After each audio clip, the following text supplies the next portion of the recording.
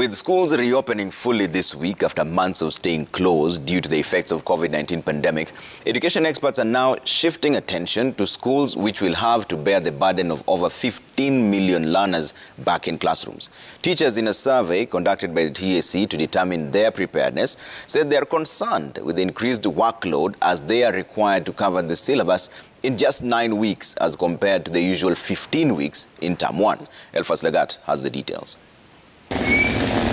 Having stayed home for 9 months in 2020 due to the COVID-19 pandemic, the amount of workload and the enormous task that teachers and learners are facing to ensure that syllabus is covered in just 2 months as opposed to the usual 3 months that make up a term is an emerging concern among education experts. Many of them were saying they might end up having the syllabus rushed because of the timing that is there. The term is short and they require to cover a lot. In a recent survey to assess teacher preparedness, most teachers feared that the new changes in the education sector will have a negative bearing on their ability to teach, especially when the sector is transitioning to the competence-based curriculum, CBC. Then the issue of congestion and overstretched infrastructure. We are saying, yes, we have more learners coming on board.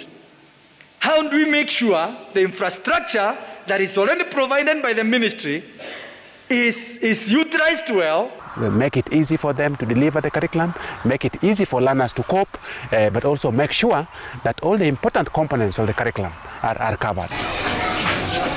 Educationist Ndiwo Obondo reckons that unlike before, teachers will have to be intentional and teach what is considered core to meet the limited time frame, while at the same time ensuring effectiveness of teaching and compliance with COVID-19 safety guidelines. We expect them to be able to identify the core content for each of the subjects and say that at least this is the minimum that they must be able to teach.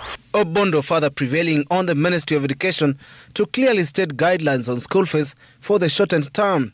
He also wants the ministry to clarify guidelines on school requirements, especially books, to protect parents from prohibitive cost of purchasing books imposed by schools.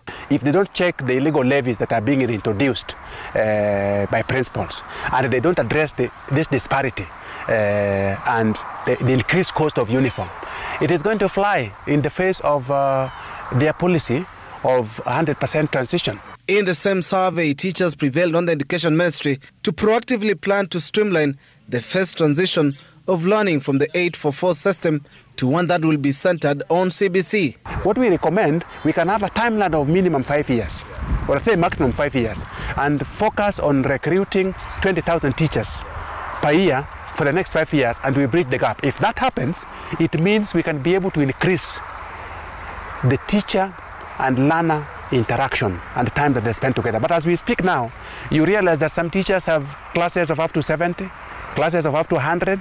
You don't expect much to happen, and at the same time, we've shortened the terms. School heads insist that capitation of schools and distribution of books should be timely, considering the time constraints to rectify the disruption of the school calendar by the beginning of the year 2023. So when we talk of self-awareness... Elfas Lagat, Citizen TV, Nairobi.